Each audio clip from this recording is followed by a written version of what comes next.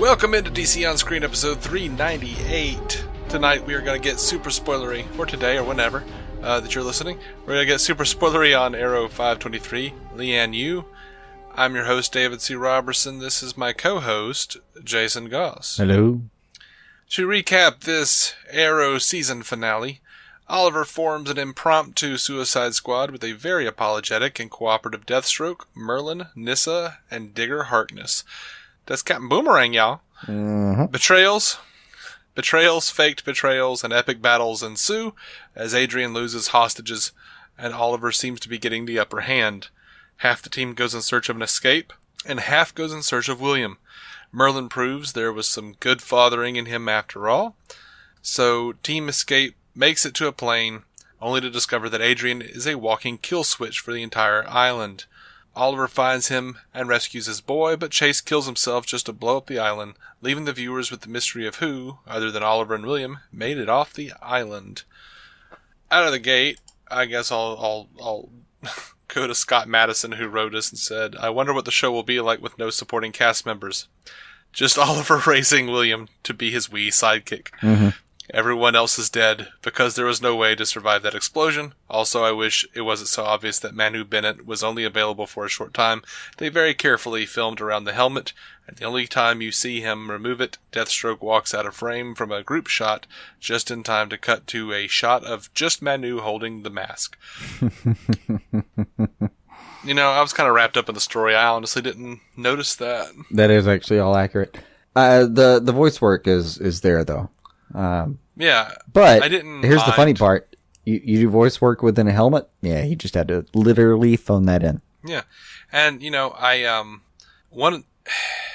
it is, to me, it's less, it takes me out less to see that, like, oh, obviously, even if I do really notice that obviously he wasn't there with them for some of that, it takes it out of less than me seeing, like, you know, Robert Downey Jr. taking off his helmet in the middle of a battleground because, hey, we gotta get screen time for you know, Tony. FaceTime. Yeah. And I'm not trying to pick on Marvel specifically, but that's just the first thing that I thought of is just like, damn, he takes off that helmet a lot. Yeah. No. Let's pick on Sony, like Spider-Man characters did that all the time. I know Spider-Man always does that. Yeah. You know how many action figures I have that's like damage Spider-Man is like just Tobey Maguire's face. Yeah. Yeah, yeah, I really did. I really liked the episode. Lot of high points to it. There's a lot of stuff we can pick on too, but there's a lot of high points to it, and I got to give credit to Arrow this season, especially for the back half of the season. It's been kind of the best show on right now. That's my vote. Of the shows we cover, it's been the best show that we cover. Yes. Agreed. And I don't think the finale let us down at all. I still think if I'm, holding it up against Supergirl or Flash or probably Gotham or Lucifer right now, it's still going to be the best. I mean, Legends, I've already ruled it out of that particular race. Mm-hmm. Now, I had some issues. Dude playing Digger Harkness only highlighted how good Jai Courtney was in Suicide Squad for me. Yeah, he's a bit of a tool. All this dude did was just act poorly. He was not there for anything. He was boring. Yeah, I'm good with him being dead. I mean, but I agree. We don't see a body, which we don't see a body with Barrowman either. So I agree with that as well. But I do think they're done with him. That being said, I mean, look, and it was a really cool arc for this episode. Like, how does Merlyn put it? You may not think of me as your father, but you'll always be my daughter. Mm-hmm. And there was a lot more to that conversation, but that was, the salient point to me. That was good television. I mean, I almost expected him to be like, I'm still your father, even if you don't think of me as your daddy. Yeah. Wink, wink. Yeah, I know. The Marvel fans got it. Yeah. No, seriously, that was good television there. We've had such a back and forth relationship with Thea and Merlyn, and then to see him go out on that note, would be worth it. Like if he doesn't come back, that's fine with me. Mm-hmm. Oh, I would be fine with him never showing up again. That's a solid out, you know? That's a solid out, and it's the most solid he has been in a long time. Yeah. And Thea had some great conversation with Felicity later, talking about, like, who her dad was. Like, he was the father he could have been, you know, that kind of thing. Mm-hmm. That would work for me. And he takes out Harkness, but if they leave it in there as an option, we're still talking about the guy that's nicknamed the Magician. Mm-hmm. So it's still, like, I'm not completely sold that he's dead. Yeah. That's literally his specialty. And what is it? Twice in this episode, we see somebody escape from impossible circumstances by throwing down a smoke bomb. Yeah. I laughed every time they did, too. Like, oh, honey, that doesn't work. You're going to be dead.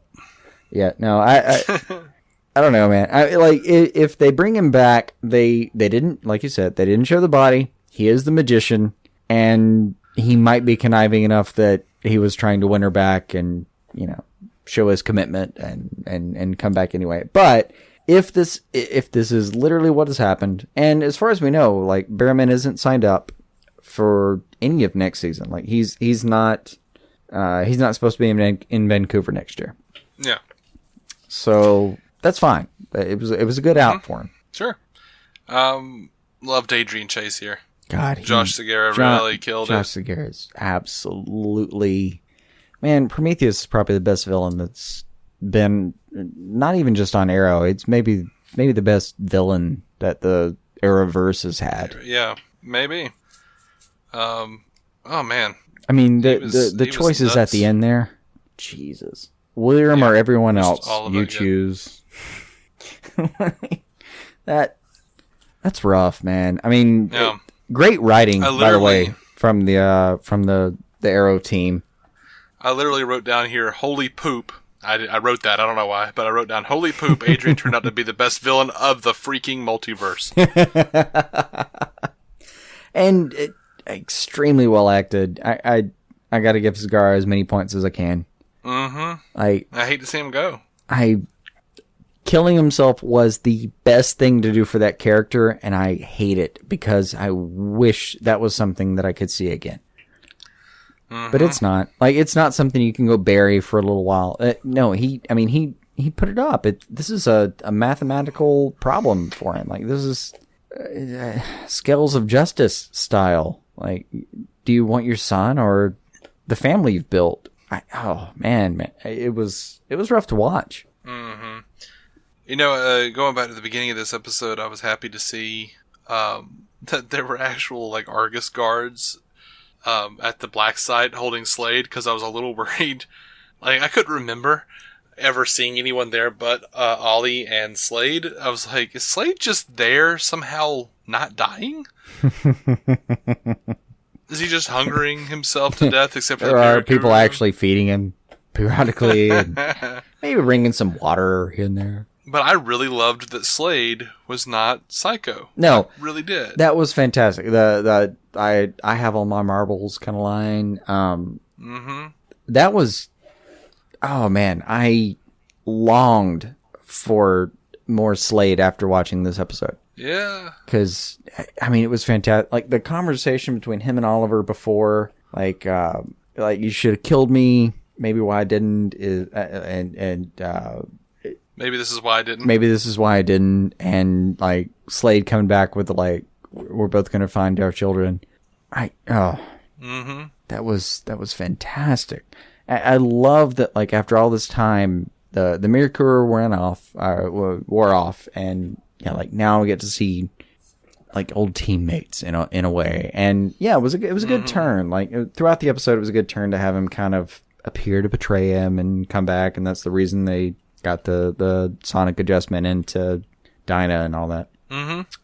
That was just all really well planned, really well written. Very, very happy with the episode on that. I'm not gonna lie, man. I would love to see Slade come back next year as part of Team Arrow. Oh no, he could be a serious regular, and I would stand up and clap. at this point. I would love to. I would love to come back. I would love to take that journey to find his kid. No, I do think we're going to have him back a little bit. You think? Yeah, I really do, because they mentioned, Slade mentioned we're going to find each other's kids as a side effect. And Oliver and the team really didn't get to talk about why he teamed up with Slade. Mm-hmm. There were several references within the episode of like, what the hell is he doing here? Yeah, I'll talk about it later. And I think it's Felicity. He specifically says we're going to talk about it later. For now, and But there's a lot of leftover material there where I think they can bring him back pretty easily. Yeah, I think they can. And he obviously proved unless they're all dead. He proved his worth, man. I mean, he did. He came back like within the episode. It all made sense for his character. It all crossed over. Like the mirror crew is gone. He has that lovely line about like it feels like some bad dream. Mm-hmm. Everything that happened with the mirror crew, and come on, man, Manu Bennett's been fantastic, and watching him or his stunt double more likely do stunts in that mask has been just fantastic. Yeah. So do you think that, I know we've gotten reports that different ones have been bumped up to series regulars. I don't know. That could actually just be false news at this point. There's no real telling. Maybe that might even be why they made Renee not go after his daughter, because they were like, you know what, we can't justify killing this guy off if he's just became a dad again. Well, if it were me, I would have him just become a dad again and then kill him off. Like that seems like dramatically that seems like the point, right? Oh, absolutely. That's the button to push. Absolutely, that is. And then, maybe Oliver takes him in. Or takes her in, to repay Renee. Of course, but they're not going to do that. No. Because that would have been good television. I'm being mean. This was a good season of Arrow. Damn it, Dave. Stop. Oh, you're doing what they did on Supergirl. See, we're coming back around.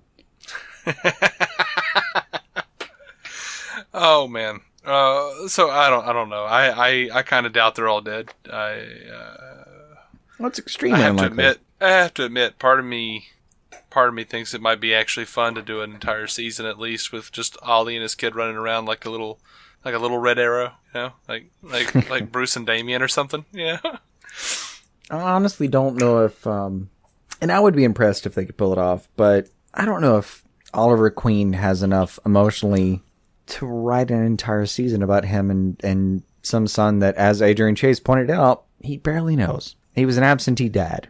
I think that's the point. Like he's getting to know his son. Like maybe the son's mom gets taken out, on the island. She doesn't make it. Ollie has to adopt him. They both lost everyone they had, and they're trying to find their way together. I mean, yeah, I feel like episode 1 of next season is, and I'm a little annoyed by the cliffhangers for both Flash and Arrow, because on Flash, don't tell me the titular character is gone. That's bullshit. And on Arrow, don't tell me all of their supporting cast is gone. Don't tell me everything else is gone. Yeah, some of what you're suggesting is a lie, and I know that, and I'm going to live with that all summer. And it's really been a great show. I hate to even knock on it that way, but come on.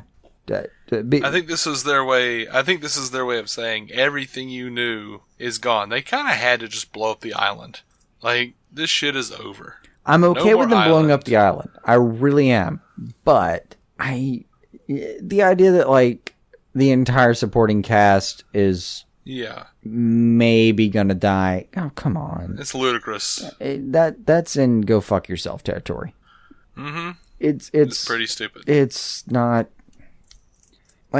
Literally, they released a synopsis, 5 days ago? But that Flash synopsis they sent was for season 4, so... Yeah. The one that I kept seeing show up, so... I don't know. Most of these characters are alive, even given the synopsis for Arrow. Mm. It's incredibly unlikely that you're going to lose an entire supporting cast in one foul swoop. If you did, I got to give it credit. If that's what happens... That's one of the bravest things I've ever seen television do. Mm-hmm. But that is so unlikely. Because that's just not how things work. I can't imagine it being the case. It's just not how... these people have contracts. Well, that's how things are done if you're like, Sleepy Hollow. When you're living on the edge of existence, that's one thing. But when you're a show that's supporting four other shows now, that's not how things work. You don't just reset that entire existence, and that's not how the contracts work. You have to buy people out of contracts. It would cost you millions of dollars to tell people to go fuck off at this point. No fucking way. Well, unless the contract is one of those things where it's like we have the option of keeping you. Oh, it's possible, just not probable. I think after a certain amount of years, because they have to re-up the contracts at some point. Like I think they get 4 or 5 years. I mean, look at Cassidy. I don't know how long. I don't know what they did with her. They changed her contract this year. Yeah. No. So I mean, they've anything's possible, and I mean it's a contract. We don't have a look at those contracts. We don't know. No, it's a contract. It's just that normally you sign people for a few years based on how long you think it's gonna go, because that's what you're betting on, and it's a poker game. So you sign people for a few years on an early price because you're not gonna want to sign them year to year if things go really well. Mm-hmm. Anyway, I enjoyed Nyssa and Talia. That was a fine duel. He would be ashamed of you. Father was always ashamed of me. Yeah, I like that. By the way, I knew Slade wasn't betraying them ever. Every time I was like, yeah, this is a ruse. Yeah, this is a ruse. Yeah. I was kind of waiting on that to come back. The Sirens battle was pretty good, and the Canary's cry. Yeah. What did Wildcat say? Wildcat. Wildcat. Wildcat. Wildcat. Yeah, Wildcat. Just sing, Canary. That was this? That was cool. Wild Dog. Sorry. All right. Because remember there was a Wildcat. There really Canary, was a Wildcat. So I was like, sorry. What is happening? I went off page there for a second. So Renee says, just sing Canary, which was great. And then Lance comes in with no, it's Black Canary. Yeah. We just did a roller coaster. Yeah, that's not okay. Nah, my favorite thing was just Lance just hitting Laurel in the head. Yeah, that was pretty great. What do you say? Did you have to do that? Oh, for so many reasons. Yeah. Where were the T-spheres? I don't know. Why was he not Mr. I don't know. I would never leave home without him. I don't know. Yeah. Seems like he would have probably included some kind of locator that would have found him. Mm-hmm. Mm-hmm. At some point, Felicity says, between me and Curtis, there are more than 500 IQ points in the room. I'm not sure what the distribution is there, but that's either one of those should have probably thought about finding me if I'm the T-sphere holder. Oh, yeah. I loved Curtis, the plane boss, the plane. What, Two Dated? Two Dated? Yeah. That shit made me laugh so hard. That was good. Freaking tattoo stuff. And going back to the man, I literally wrote that Olicity kiss though. Yeah, yeah. Oh, and William's mom even brings that up. Yeah. Yeah. It's serious. So once again, the Arrow showrunners are pandering to one small segment of the fan base that... Shut up. We're all rooting for those kids. All right. Sorry. Screw you guys. That made sense in the moment. Yeah. It actually got to a point where I didn't care for a while. I still kind of don't, but, they've done some good character work this season. They made me care again. Oh, wait. No, I did write that down. I didn't want to regret not kissing you. Yeah. That's a solid line. Mm-hmm. Yeah. All right. So, I guess we'll go into the flashback stuff. Loved Ollie doing some Rambo stuff in the woods, man. Yep. Love those booby traps. Those were some brutal traps. Yep. No, he killed with abandon. And I loved him fighting Kovar. It was a great My only fight. note was snap that turkey neck. No, there's he uses this move where like he pulls people. I forget if it's apine or supine. I want to say apine, but yeah, he, like that face under your forearm, like under your armpit, break your neck thing. I cannot count how many times I've watched Oliver Queen kill somebody with that move. But I gotta give Kovar points on taunting him when the time runs out. You'll miss the ship. This island will become your permanent prison or something. Yeah, like that. yeah. Now they did the thing where he kills him. He hurry up and gets ready, puts on the wig and everything, and he runs. And I actually noticed, like, not because of just remembering, but because of the actual quality of the footage. Because there was a definite difference if you go back to season 1. The show looks different than it does now. Like, it looks more polished now. It looks cleaner now. You can see when it cuts from today to back then, to the pilot footage. It's just that obvious. Like, and then back when he's on the boat and he's like talking to Moira. Yeah. You're like, And he mentioned there was going to be like a cameo that was going to blow you away. And I'm pretty certain he was talking about Moira. I've got to admit, like I've really never liked her as a character or even an actress, but I kind of loved her in this conversation. Yeah, I thought she killed it here. I mean, remove my earlier concerns. I thought she did a great job with like being on the phone with her long lost son. I was perfectly happy with that. You know, look. Susanna Thompson, she's a good actress. You know, I've seen her be bad. I've seen her be good. No one's a good actor or actress when, you know, you place 17 paragraphs of exposition in front of them and tell them to say what they feel. That's kind of rough, yeah. But they did a good job here. She did a good job here. Dude, Amel killed it. He killed it this entire episode. He killed it more than anyone in the episode was killing it. Like, even Manu felt a little phoned in. Or, at the very least, a little removed from his own character. Which makes sense. He's been gone for a while. I even felt like Thea was a little bit off. She seemed a little dead. Honestly, she was pretty there. Wooden. I mean, I was happy to see her for what she did. And I don't know. I think you're right, though. Like, this season, for God's sake, like, Stephen Amell has knocked the shit out of this thing.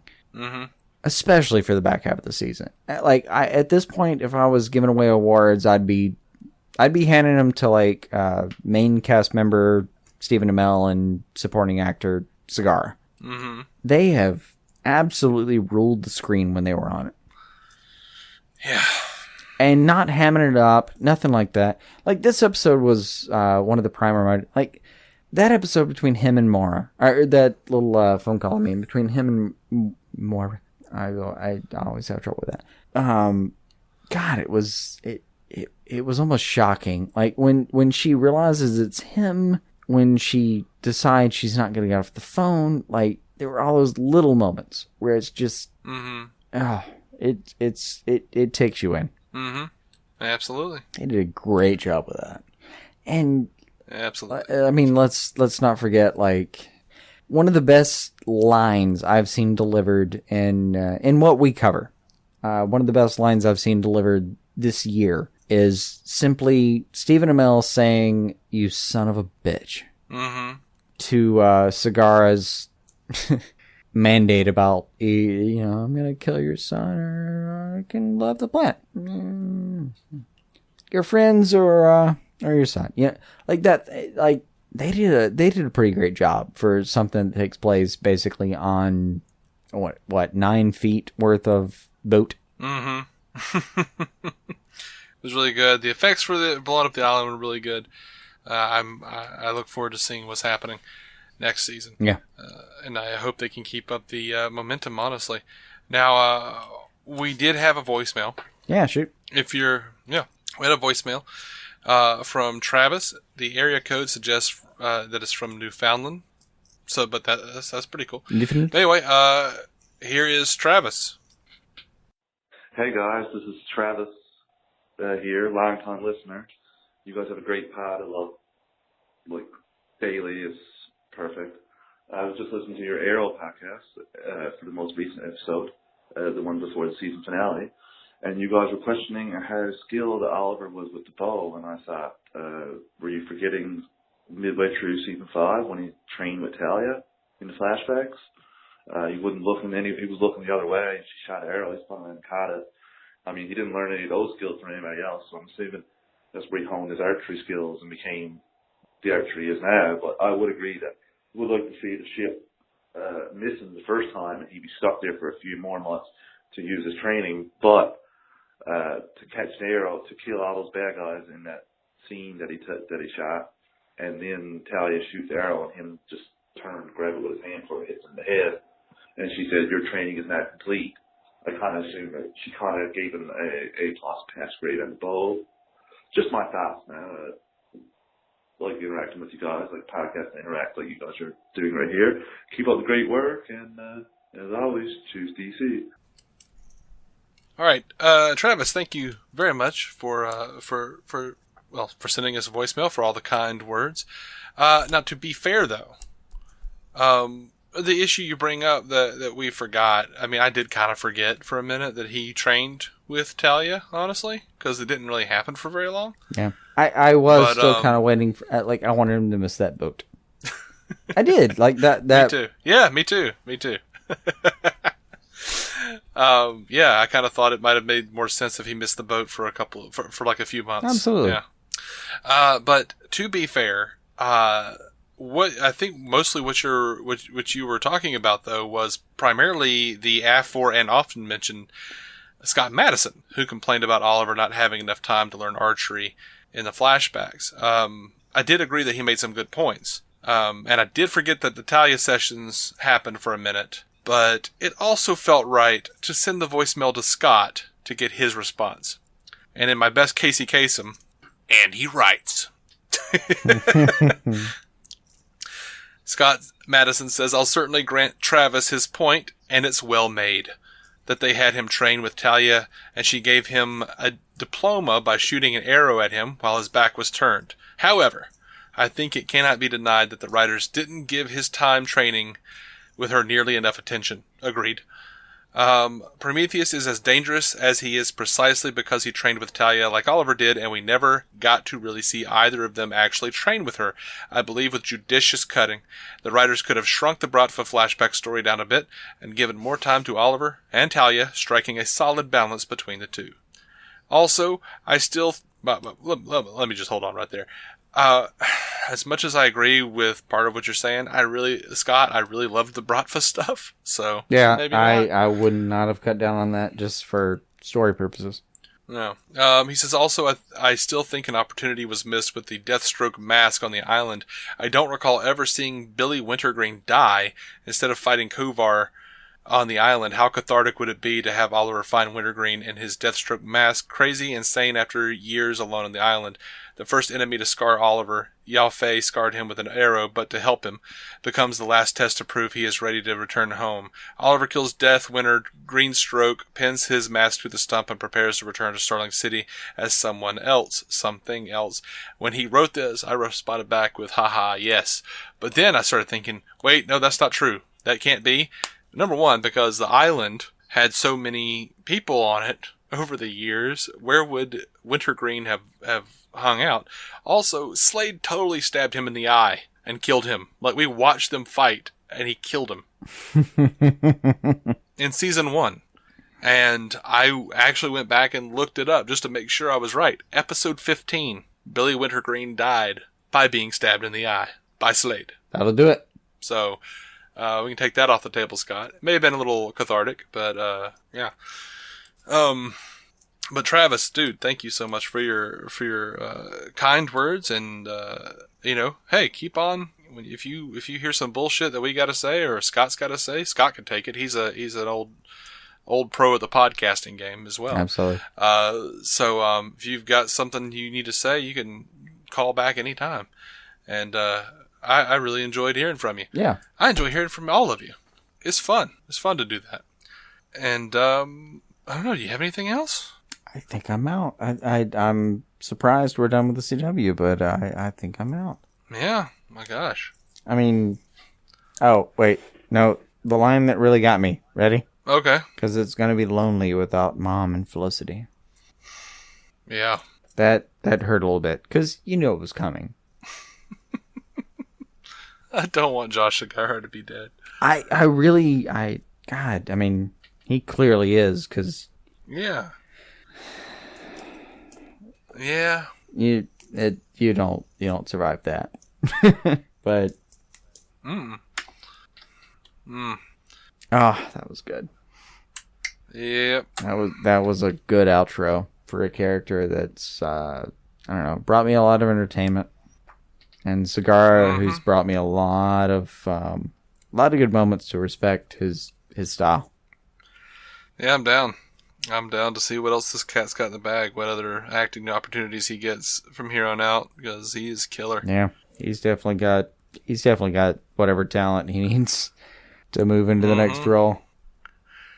Well, I am calling this episode. Guys, thank you so much for listening. We are DC On Screen. You can find every episode at dconscreen.com.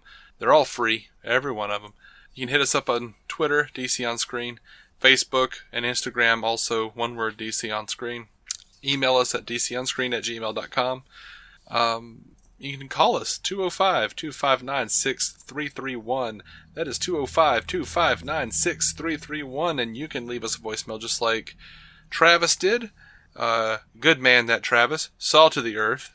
And we're going to be coming back later this week with, or I should say, I guess next week with some news episodes and very, very few review episodes. We're just down to like Lucifer's finale, Gotham's, I'll call it penultimate episode. And then following week, we're going to have a Gotham 2-hour finale. Yep. So, guys, also, until all of that... I'm on the news episode, I'm going to tell the tale of my disrupted second honeymoon. Trust me, kids, it's a zinger. Until next time, keep some DC on your screen.